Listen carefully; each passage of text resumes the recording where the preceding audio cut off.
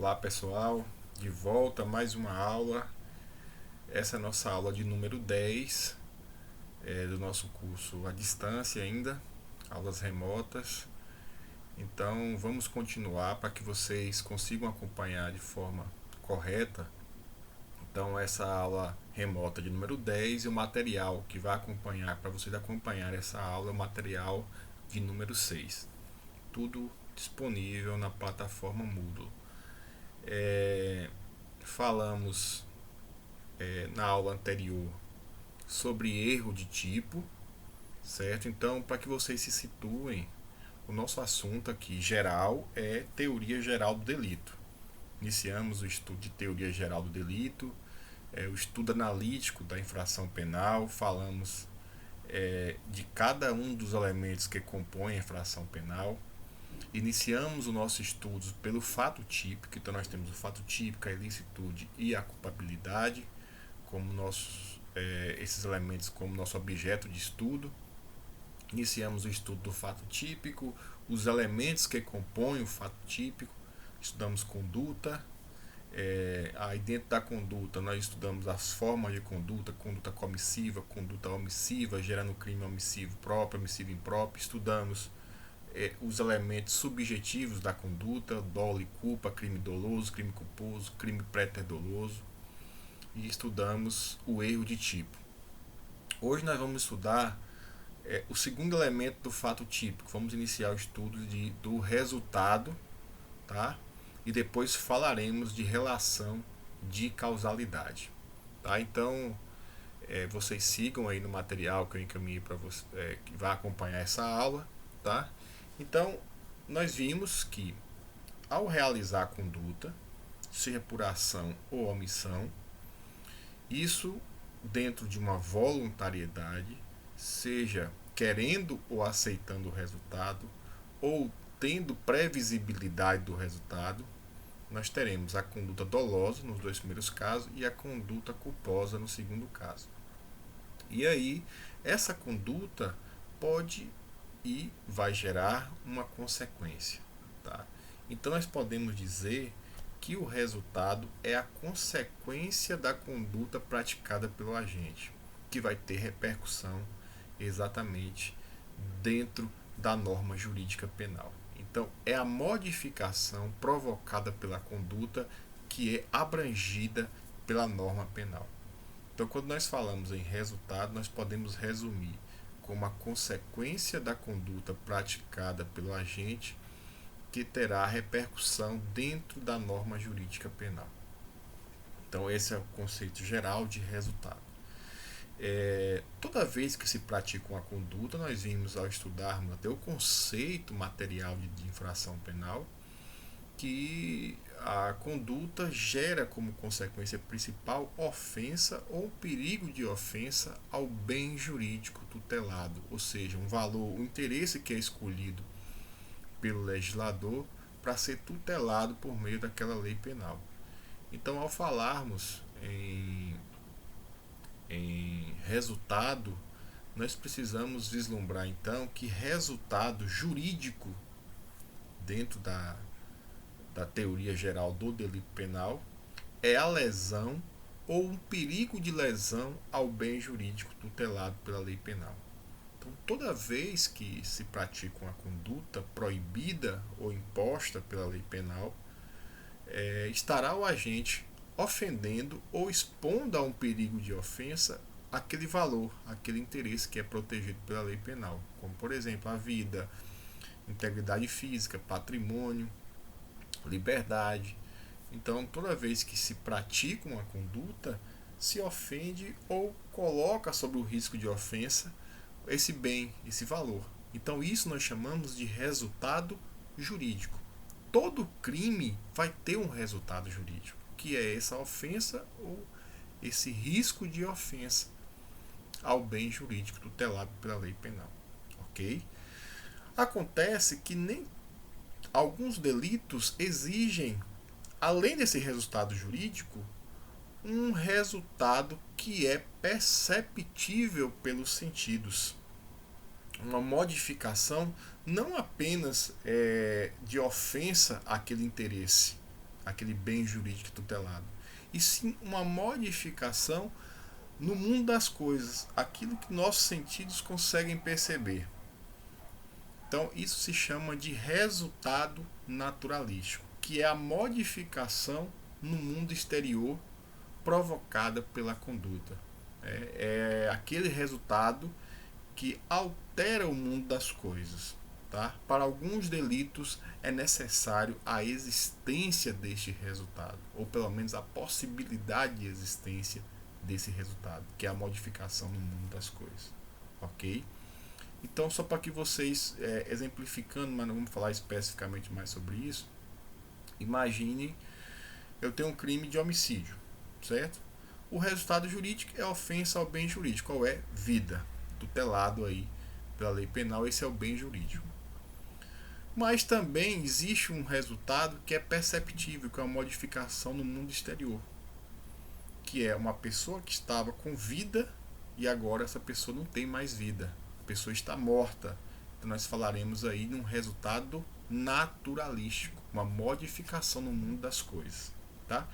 Mas nós temos crimes, por exemplo, que só existe uma modificação no mundo jurídico, no mundo exterior não se altera, mas mesmo assim existirá um resultado jurídico, mas não haverá resultado naturalístico. Por exemplo, a pessoa que porta legalmente uma arma, não é necessário que ela venha a lesionar ou matar alguém, que seria um resultado naturalístico.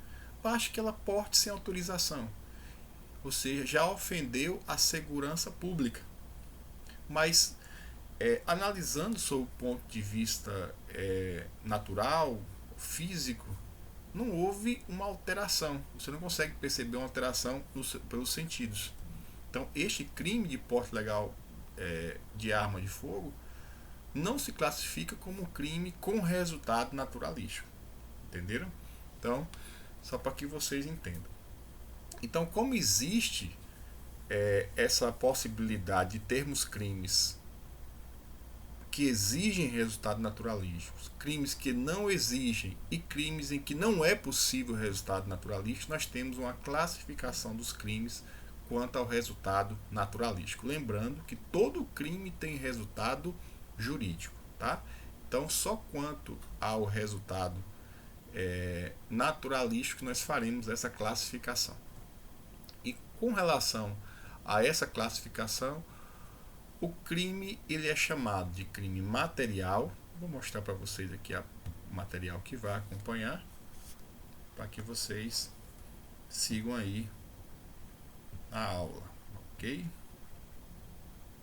Então nós temos o seguinte: falamos do resultado como um dos elementos do fato típico, conceito, espécie, naturalístico, jurídico e resultado naturalístico. Então, classificação do crime quanto ao resultado naturalístico. Ele pode ser crime material, crime formal ou crime de mera conduta. Então vamos entender isso. Quando eu digo que o crime é material, o tipo penal, aquele modelo, aquele padrão de comportamento, ele descreve a conduta e também descreve um resultado naturalístico.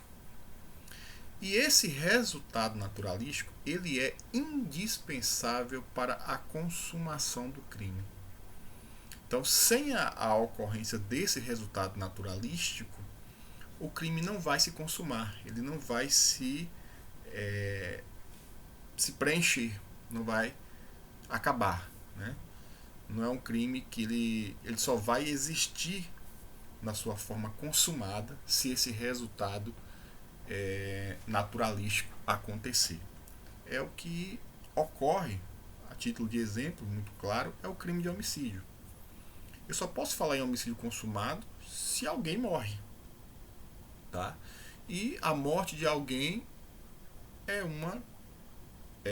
uma consequência perceptível pelos sentidos, é um resultado perceptível pelos sentidos. Então, sem a morte não é possível falar em homicídio consumado, tá? E por essa razão, o crime de homicídio ele exige resultado naturalístico para a sua consumação. Ele descreve a conduta e ao mesmo tempo descreve o resultado. Ao falar matar alguém, ele está descrevendo a conduta e o resultado ao mesmo tempo. descreve conduta, resultado naturalístico, e significa que sem esse resultado naturalístico não é possível falar, portanto, em crime de homicídio, que é um exemplo de crime material. Ok? Vejam que essa classificação ela não é apenas, ela não existe apenas para uma análise meramente teórica. Vocês vão ver mais à frente, quando estiverem estudando, principalmente processo penal, estiverem estudando prova, tá? Vão entender, por exemplo, quando se fala lá de exame de corpo de delito, que às vezes as pessoas confundem exame de corpo de delito com o corpo da pessoa morta, né, que não se confundem. O corpo pode ser um dos vestígios do crime, mas quando você fala exame de corpo de delito, significa exame nos vestígios deixados pelo delito. Não necessariamente precisa ser delito de homicídio, qualquer delito que deixa vestígio, ou seja, aquele delito material, o delito em que se altera o mundo exterior, que é perceptível pelo sentido. Se ele deixa vestígio, pode ser um crime de dano, pode ser um crime de lesão corporal, enfim. Todo aquele crime em que se altera alguma coisa, eu preciso demonstrar a sua existência. E para demonstrar, eu preciso de exame de corpo de delito, que são o exame nos vestígios deixados pelo delito. Tá? E por ser crime material, eu preciso demonstrar. Perceptível, logo eu preciso demonstrar por meio desse exame, que é o exame nos vestígios deixados pelo delito. Ok? Então isso acontece com o crime, por exemplo, que nós chamamos de material. E nós temos o chamado crime formal, também chamado de crime de consumação antecipada. E aqui vocês vão entender. No crime formal, o tipo penal ele descreve a conduta e também o resultado naturalístico. Mas a ocorrência deste resultado naturalístico não é necessária para a consumação do crime. Ou seja, apesar de ter no tipo penal a descrição do resultado, a ocorrência dele não é necessária para a consumação do crime. Tá? É dispensável a ocorrência desse resultado naturalístico. Nós podemos pensar, por exemplo, com o crime de corrupção passiva, previsto lá no artigo 312 do Código Penal, que eu posso pensar naquela hipótese que o funcionário público, se valendo do cargo ou da função pública, solicita uma vantagem para praticar ou deixar de praticar um ato de ofício. Nós temos um crime aí de corrupção passiva. Ao solicitar, a pessoa que está ali sendo vítima da corrupção pode entregar esse dinheiro e o funcionário público corrupto estaria oferindo uma vantagem devida.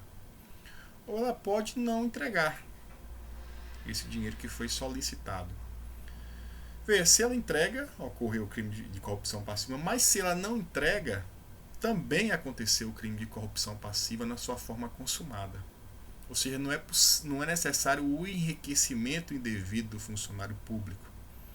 O enriquecimento indevido seria aí o resultado naturalístico, mas ele não é necessário para a consumação do crime de corrupção passiva. Basta solicitar a vantagem nessa modalidade de corrupção que estará consumado o crime de corrupção passiva, por ele ser um crime formal. Por isso ele é bem chamado de consumação antecipada. Ele se consuma antes do resultado naturalístico. Então, é possível o resultado naturalístico, mas não é necessário para a consumação, como é no crime material. Outro exemplo, extorsão mediante sequestro, ou somente a extorsão, em que se exige uma vantagem devida, se utilizando de ameaça ou violência. Veja que a pessoa não precisa receber aquilo que ele está extorquindo. O crime já estará consumado. Não precisa o recebimento da vantagem devida, tá? Então, também é um exemplo de crime de consumação antecipada ou crime formal. Então, no crime formal, o tipo penal pode descrever o resultado naturalístico, mas ele não é necessário para a consumação do crime, ok? Por isso ele é chamado de crime de consumação antecipada.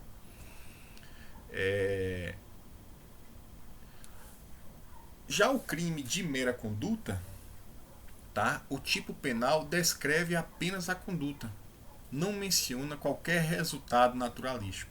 Significa que é um crime que o legislador não colocou como elementar do tipo a existência de um resultado naturalístico. Ele só coloca a realização da conduta. Por isso ele é chamado crime de mera conduta. Então não é possível a existência do resultado naturalístico. É o caso do porte legal de arma de fogo. É um crime de mera conduta. Não há resultado naturalístico. Se eu utilizar a arma, aí já seria um outro tipo de crime. Teoricamente, um outro tipo de crime. Invasão de domicílio, entrar ou permanecer em casa alheia, também não é um crime. É um crime de mera conduta. Basta praticar a conduta. O crime de ato obsceno também é um exemplo de crime de mera conduta. Então, no crime de mera conduta, o resultado naturalístico não é possível, porque não tem descrição de resultado. Ao contrário do crime de consumação antecipada, que é possível, mas não é necessário. Se acontecer o resultado naturalístico no crime formal, como é possível, esse resultado será aquilo que a doutrina chama de mero exaurimento, ou seja, esgotar o crime, mas que não terá qualquer consequência no tocante à consumação. Poderá ter no tocante à fixação da pena, mas não implica na análise da consumação, porque o crime já se consumou, ok? Então, por exemplo, receber o dinheiro na corrupção passiva pode vir no momento que o juiz for fazer a dosimetria da pena, vir a considerar isso como uma circunstância judicial desfavorável, mas não é necessário para a consumação, ok? Já o crime de mera conduta não há resultado naturalístico. O crime material, por sua vez, é aquele que é necessário o resultado naturalístico para que ele exista, para que ele venha a se consumar, ok? Então, meus amigos, minhas amigas, isso é o que importa sobre resultado, que eu expliquei para vocês. Resultado jurídico. Todo crime tem necessariamente resultado naturalístico, nem todo crime tem. Alguns exigem o resultado naturalístico para a consumação, crime material. Outros, apesar de ser possível, não exigem, como é o crime formal, e outros não têm, como é o caso do crime de mera conduta. Ok? Então estudamos a conduta, resultado, vamos estudar agora a relação de causalidade. Então, se eu entendo o que é conduta, entendo o que é resultado, eu preciso agora saber se se esse resultado que foi a possível consequência da conduta, eu preciso saber se de fato esse resultado é a consequência da conduta. Para que eu saiba se o resultado é de fato a consequência do agente, da conduta realizada pelo agente, eu preciso verificar se existe uma relação de causalidade, uma relação de causa e efeito entre a conduta e o resultado. E às vezes a gente pensa que isso acontece sempre, mas aqui nós podemos ter algumas situações que exigem um estudo mais detalhado sobre essa relação de causalidade. Então, quando eu falo em relação de causalidade, é o vínculo entre a conduta praticada pelo agente e o resultado. A análise que proporciona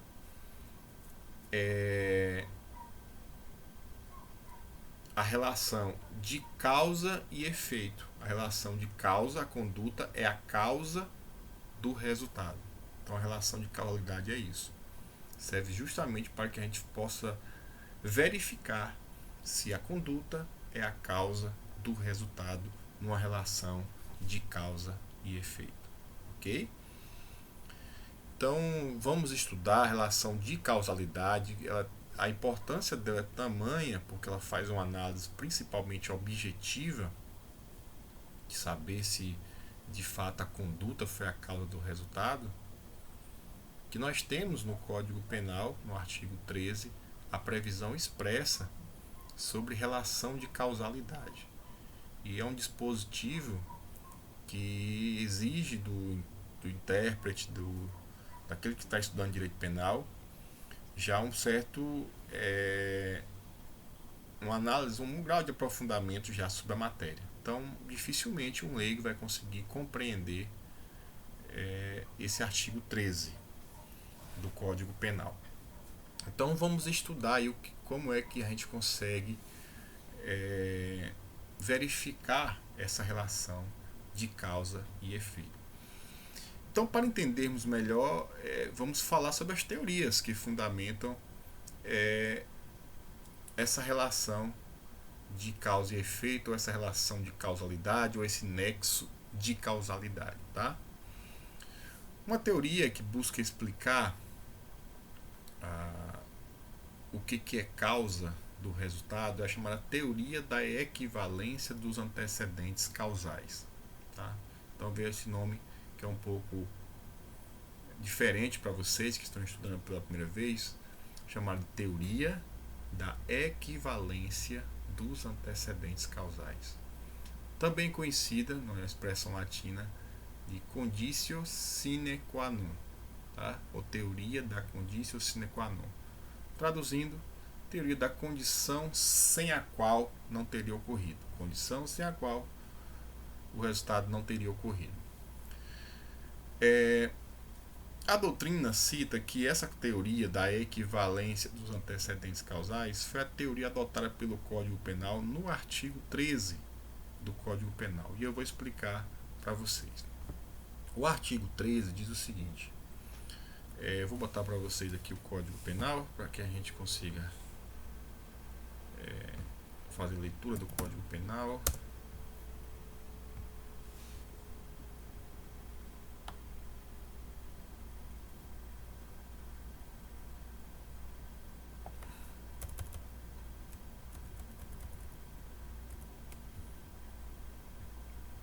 Mostrar aqui o Código Penal para vocês. Relação de causalidade. Como disse para vocês, a relação de causalidade vem prevista expressamente no Código Penal. Aí diz: o resultado de que depende a existência do crime somente é imputável a quem lhe deu causa. Veja, o resultado de que depende a existência do crime somente é imputável, ou seja, somente é atribuído a quem lhe deu causa. Ou seja, eu preciso verificar se quem deu causa ao resultado, porque eu só posso atribuir a essa pessoa que deu causa ao resultado. Eu só posso atribuir esse resultado a quem deu causa. Uma questão lógica de causa e efeito. Mas aí o código continua. Considera-se causa, ele explica o que é causa. Considera-se causa a ação ou omissão sem a qual o resultado não teria ocorrido. Vejam que o Código Penal ele não faz qualquer filtro do que seja causa. Ele só fala o seguinte: causa é toda ação ou omissão sem a qual o resultado não teria ocorrido, tá?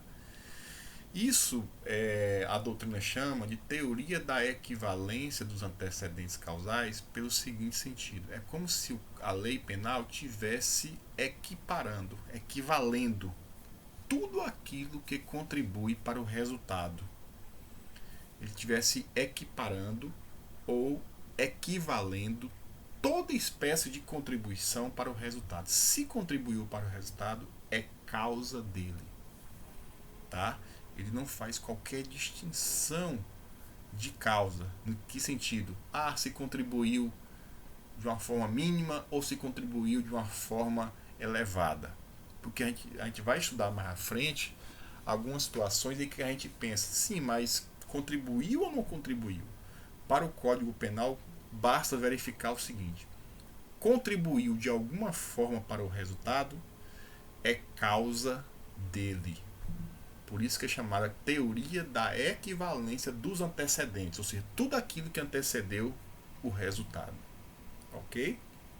Então, por isso, condição sem a qual o resultado não teria ocorrido, por isso, conditio sine qua non, ok? Então, ele vem equiparar, equivaler, ainda que minimamente, para o resultado, tudo aquilo que contribuiu para o resultado, tá?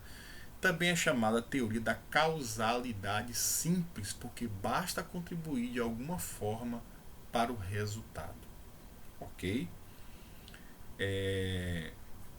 E aí nós temos que conjugar para poder saber se de fato contribuiu para o resultado nessa análise de conditio sine qua non ou condição sem a qual. Vou voltar aqui. Então vejam, se eu posso então verificar que tudo aquilo que contribuiu é causa do resultado, eu preciso investigar. Sim, mas como eu vou saber se contribuiu ou não? Aí foi desenvolvido um estudo que é chamado processo hipotético de eliminação, do sueco chamado Thien. Esse estudioso ele fez a seguinte análise: para que você possa verificar se contribuiu ou não para o resultado, você vai fazer um processo hipotético de eliminação. Mentalmente você verifica a conduta e verifica o resultado, ok? Então, por exemplo, verifica se a conduta de atirar, A atirou em B. E aí pergunta, se A não tivesse atirado contra B, B teria morrido? Nessa investigação você percebe o seguinte: se você diz que sem o disparo de A, B não teria ocorrido, logo o disparo efetuado por A é causa do resultado morte de B, tá? Porque nós podemos pensar o seguinte, dentro desse processo hipotético de eliminação. Imagine que A atirou contra B, mas B havia feito ingestão de um veneno fatal antes do disparo de A. B morre, ok? Mas se constata pela perícia que o que produziu a morte de B foi o envenenamento. E aí agora você faz aquele processo hipotético de eliminação. Se eu retirar a conduta de A, que foi o disparo de arma de fogo, o resultado morte de B acontece, você vai ver que nessa hipótese sim, a sua resposta foi sim. Então neste caso, o disparo de arma de fogo não é causa do resultado. Então não há relação de causalidade, ok? Então, no artigo 13, caput, nós temos a teoria da equivalência dos antecedentes causais essa teoria conjugada com o processo hipotético de eliminação. E aí nós encontraremos a causa física do resultado, tá? Nesse processo hipotético de eliminação nós encontraremos o chamado nexo físico. Então, utilizando as duas teorias, a teoria da equivalência junto com esse processo hipotético de eliminação, ok? Nós teremos então o nexo físico. O problema dessa teoria é que ela só nos consegue nos mostrar o nexo físico. Eu não posso ainda, sem nos socorrer do elemento subjetivo dolo-culpa, sob pena de regressarmos ao infinito. Porque imaginem, se tudo aquilo que contribui fisicamente eu posso considerar causa do resultado, nós regressaríamos ao infinito. Então, se nós colocássemos, por exemplo, dentro de uma cadeia sucessiva de atos até produzir o resultado, nós poderíamos pensar o seguinte: se eu tenho morte comprovada por disparo de arma de fogo, tá? Vou exemplificar para vocês. Então se verificou que o que produziu a morte de B foi o disparo de A. certo? Mas antes do disparo de ar, nós temos vários outros processos causais. Então eu posso ter, por exemplo, a venda da arma de fogo, eu posso ter a fabricação da arma de fogo, eu posso ter a fabricação da pólvora, eu posso ter a fabricação do aço. Tudo isso, você poderia perguntar, se não tivesse a venda de arma de fogo, teria disparo de arma de fogo? Não. Então fisicamente também contribuiu. Se não tivesse a pólvora, teria disparo de arma de fogo? Também não. Então também contribuiu para a morte de B. E mais, nós poderíamos pensar num processo até de existência. Se A não existisse, não haveria disparo de arma de fogo contra B. Então a mãe juntamente com o pai de A também contribuíram para o resultado morte de B. E assim sucessivamente. Nós chegar o regresso ad infinito, hipoteticamente falando. Então, para se atribuir o resultado a alguém, imputar a alguém, não basta o nexo físico. A gente precisa primeiro constatar o nexo físico. É indispensável verificar o nexo físico. Se eu não verifico o nexo físico, não é possível atribuir a uma pessoa a prática de um delito por faltar aí a relação de causa e efeito. Primeira coisa é verificar se o disparo contribuiu para o resultado, certo? Isso é um nexo físico. Mas para atribuir a responsabilidade a alguém, para não chegarmos à regressão ad infinito, porque essa teoria da equivalência só nos serve para demonstrar o nexo físico, que é de extrema importância, né? O primeiro passo é esse. Mas para atribuir a alguém a responsabilidade pelo resultado, eu preciso ainda analisar dolo e culpa. Então, quem teve dolo? A, que atirou contra B. A mãe de A não teve dolo. Assim como o vendedor da arma, como regra, se ele só está vendendo uma arma, ele não contribuiu dolosamente para a morte de B. Aquele que fabricou a arma também não, aquele que fabricou a pólvora também não. Então nós precisamos ver aí e acrescentar o que nós chamamos de nexo subjetivo, tá? Que é a análise de dolo e culpa. Ok? Então, essa é a primeira explicação sobre a relação de causalidade. Ok? Então, seguindo, nós vamos estudar uma chamada teoria da causalidade adequada, que é adotada no parágrafo 1º para a doutrina, artigo 13, parágrafo 1º. Então, regra geral, o Código Penal adotou a teoria da equivalência dos antecedentes causais para verificar o nexo físico. A teoria da causalidade adequada, ela também é adotada de forma excepcional para analisar o nexo físico em uma espécie de causa que nós vamos estudar mais à frente. No parágrafo 1º, ela vai dizer que não basta contribuir de qualquer forma para o resultado, tem que contribuir de forma adequada à produção do resultado. Você tem que contribuir de uma forma que entre dentro do desdobramento natural da conduta, que vocês vão entender melhor eu citando os exemplos, ok? Ela foi adotada aí no parágrafo 1º do artigo 13, chamada teoria da causalidade adequada, ok? Então, esse estudo é muito relevante para quando nos depararmos com espécies de causas, que é o que a gente vai estudar agora. Então, vou mostrar para vocês aqui o material.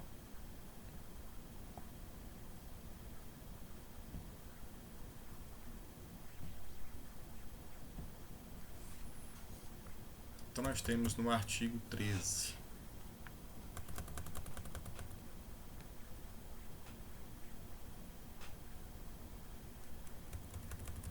E aí nós vamos estudar as espécies de causas, chamadas também de concausas. Quando nós estudamos espécies de causa, é para que vocês consigam compreender melhor a relevância desse estudo da relação de causa e efeito. Nós vamos falar aqui de algumas hipóteses, tá? Que às vezes pode nos levar a equívocos, tá? Às vezes causas ou com causas, mais de uma causa contribuindo para o resultado, e a gente precisa saber se pode ou não atribuir àquela pessoa que está sendo acusada a causa, atribuir a ela o resultado como causa da sua conduta, uma relação de causa e efeito, ok? Então vamos estudar as espécies de causa. Eu vou falar para vocês os exemplos que são mais citados na doutrina, são os exemplos mais clássicos, ainda que sejam, você pode pensar, são situações esdrúxulas, absurdas, mas é porque facilita a compreensão, primeiro com esses exemplos mais fáceis de entendimento, de assimilação, tá? Só para que vocês compreendam melhor. Nós chamamos isso às vezes de hipótese de laboratório, mas que também pode acontecer, mas facilita a sua compreensão. Então, quando nós estudamos as espécies de causas, nós falamos em causas absolutamente independentes e causas relativamente independentes. Então, para que vocês compreendam, vamos começar o nosso estudo pelas causas absolutamente independentes. Então, nosso ponto de partida é saber o seguinte: se eu posso atribuir a uma determinada conduta praticada, atribuir essa conduta como causa do resultado. Se eu posso verificar uma relação de causa e efeito entre a conduta praticada pelo agente e o resultado produzido. Ok? Então, vamos analisar a partir dessa situação. Quando eu falo em causa absolutamente independente, eu estou dizendo que tem uma causa que não se origina, ou seja, não tem relação com a conduta do agente, tá? Nosso ponto de partida é a conduta do agente, certo? Então, nós tivemos uma causa que não tem relação com a conduta do agente, tá? Logo, ela é absolutamente independente da ação ou omissão e ela por si só produz o resultado, certo? Ela pode ser pré-existente, antes da conduta do agente, chama pré-existente. Ela pode ser concomitante, ao mesmo tempo da conduta do agente, ou simultaneamente à conduta do agente. E ela pode ser superveniente, ou seja, após a conduta do agente. Ok? Quando nós falamos em causa absolutamente pré-existente, eu vou dar o seguinte exemplo para vocês. Até este caso do envenenamento, que é muito citado pela doutrina para que vocês compreendam melhor. A conduta do agente é o que? Ele quer matar o seu desafeto, que eu vou chamar de B, então agente A, vítima B. Ele quer matar por disparo de arma de fogo. Ele se coloca de emboscada, tá? Em determinado dia efetua o disparo de arma de fogo. Acontece que B tinha uma tendência suicida. Antes desse disparo tinha ingerido veneno, certo? Foi atingido pelo disparo, veio a óbito. Veja, foi atingido pelo disparo, não estou dizendo que foi a causa da morte. Foi feita uma perícia, chamada perícia tanatoscópica, para verificar as causas da morte, e se verifica que a causa da morte foi envenenamento. Aí, pelo processo hipotético de eliminação, mentalmente eu faço a seguinte análise: se eu retiro a conduta do agente, que é o disparo de arma de fogo, o resultado, morte de B, ainda acontece? Aqui a resposta só pode ser sim. Então, neste caso, a conduta do agente não é causa do resultado. Não existe uma relação de causa e efeito aqui. Então, eu posso dizer que o envenenamento é uma causa absolutamente independente da conduta do agente, que por si só produziu o resultado. E veja que o envenenamento ele é pré-existente, ele é anterior à conduta do agente. e o envenenamento vai fazer com que se rompa o nexo de causalidade entre a conduta do agente e o resultado morte. Diante desse rompimento, eu não posso falar em causa e efeito. Então, não posso atribuir ao agente a responsabilidade pelo resultado. Ele vai responder por alguma coisa pela sua intenção. Sua intenção era matar. Ele não matou. O que matou foi o veneno. A causa do resultado foi o veneno. Causa pré-existente, independente. Né? Ele vai responder tão somente pela tentativa de homicídio. Nesse exemplo que eu dei. Ok? A outra causa absolutamente independente é a causa concomitante, assim chamada de causa concomitante absolutamente independente, ou seja, ocorre ao mesmo tempo da conduta e é absolutamente independente dela e por si só produz o resultado concomitante ou simultaneamente, né? Imagine agora um exemplo em que a conduta de A é alvejar o seu desafeto B, disparo de arma de fogo, tá? No mesmo momento que ele efetua o disparo de arma de fogo, B é atingido por um outro disparo de uma bala perdida, que não se sabe quem foi que efetuou esse disparo. E aí é feita uma perícia de comparação de projéteis, por exemplo, e verifica-se que o que matou B não foi o disparo, não foi o projétil da arma de fogo de ar, e sim esse disparo de um autor desconhecido. Disparo, vamos dizer que a gente vai chamar, só para a fim de exemplo, a bala perdida. Tá? A gente faz aquele processo hipotético de eliminação. Se eu retiro o disparo de arma de fogo de ar, o resultado morte de B ainda acontece?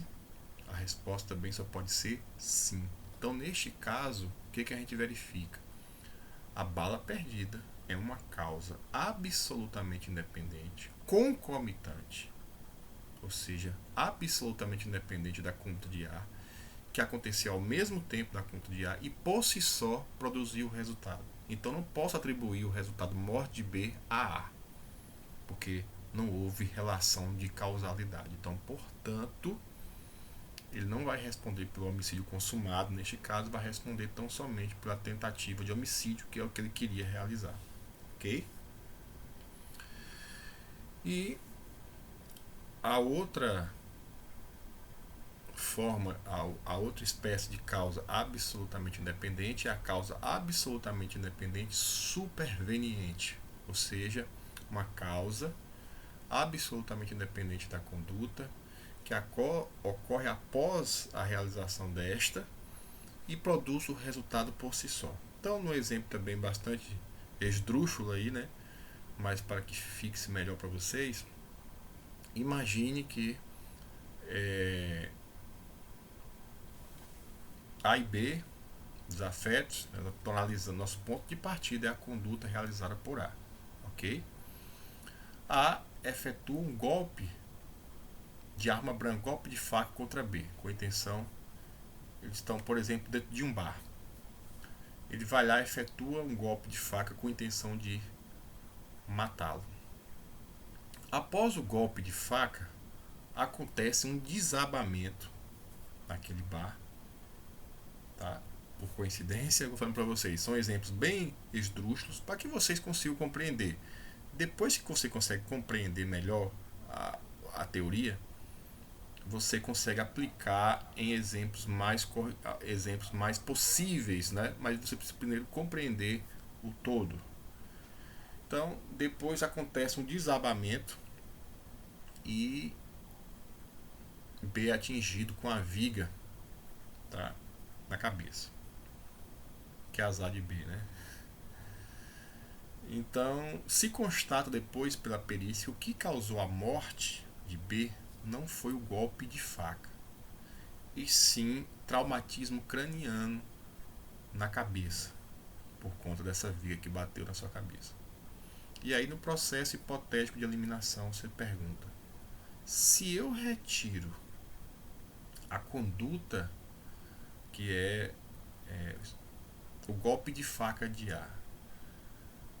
A morte de B ainda assim acontece? Nesse exemplo que eu dei, a resposta também precisa ser sim, porque foi o traumatismo craniano que produziu a morte de B. Logo, o meu raciocínio é: o desabamento é uma causa absolutamente independente que produziu o resultado por si só. Então, se eu fizer a pergunta, existiu uma relação de causa e efeito entre a facada e a morte? Não. Então, houve o rompimento do nexo. Então, não posso atribuir a A o resultado pela morte de B. Então, A também não vai responder por homicídio consumado, e tão somente pela sua intenção, que no caso foi a intenção de matar. Ele vai responder, portanto, por tentativa de homicídio. Ok? Então, espero que tenham compreendido até aqui. Eu vou parar por aqui para que o vídeo não fique muito grande e a gente continua a falar sobre relação de causalidade. Nós vamos falar já na próxima aula sobre causa relativamente independente, ok? Então, bons estudos, até a próxima.